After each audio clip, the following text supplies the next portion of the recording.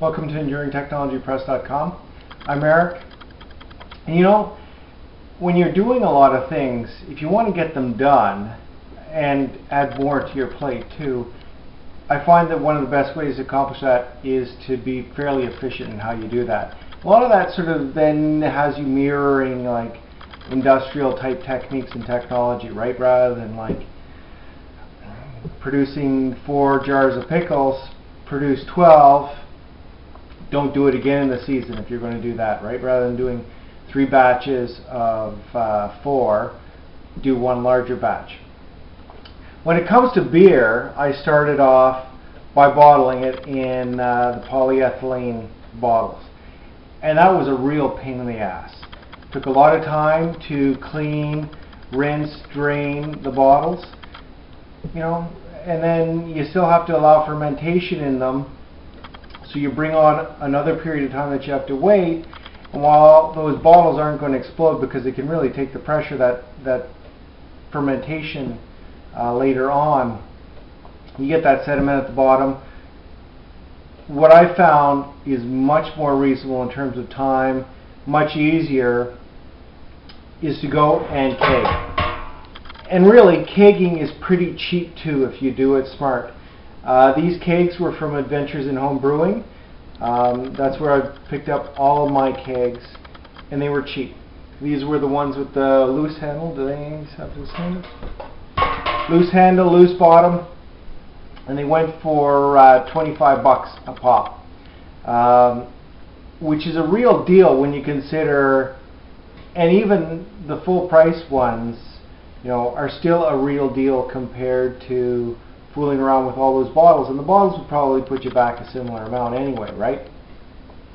So when you get the kegs, you get a CO2 cylinder to the regulator. I mean, it's going to add up to a little bit of money, but when you figure the cost of a case of beer, not so much, right? You pay for it pretty quickly.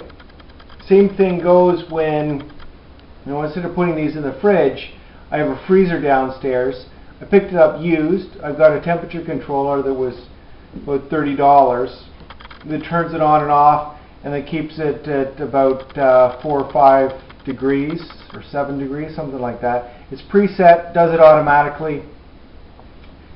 Takes very little energy because it's a well-insulated chest freezer. The freezer cost me probably about 40 or 50 bucks used. It's not a massive one, but I brought the kegs along to make sure they'd fit in it. So I get about 4 5-gallon kegs, and then I've got space on the compressor hump for, I've got a 3-gallon keg if I want to make soda. That's what I make it in.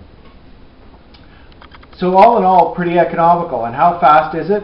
Well, you clean these with powder brewery wash, and really that's more fill it up, let it sit, put a little bit through under pressure so that you fill the dip tube, and then rinse it out. And I usually use it in one and then transfer it to the other. And if I have 2 or 3 or 4, I'll do them all at the same time. And that's where really, if you do more than 1 5-gallon batch of beer, you get more efficiencies too there, right? A couple batches will sit in your fridge and can wait. In the meantime, you've done your disinfection, your cleaning. That's a big part of it. Unduplication of effort by doing it in larger batches makes a lot of sense. So together with the keg, what you probably want is one of these self-priming siphons, and this is how easy it is compared to bottling, where you have to end up confronting having all of the beer. There's usually a lot of beer spilt on the floor when I was bottling. Really is a pain. Okay. And what I'm also going to do here is I'm starting to save the yeast. I've already saved it from 1 set of batches of beer, and I'm going to try that out as my protein substitute along with dehydrated eggs and sugar syrup to feed the bees in the spring and fall to get them to stimulate brood rearing. So I'll see how that compares to the commercial product. But anyway, my thorough endorsement: if you're brewing beer, get kegs, get a freezer set up to keep them chilled, and make your life a whole lot easier, and end up drinking cheap beer. So for this and for other hints and tips, go to enduringtechnologypress.com. Thanks.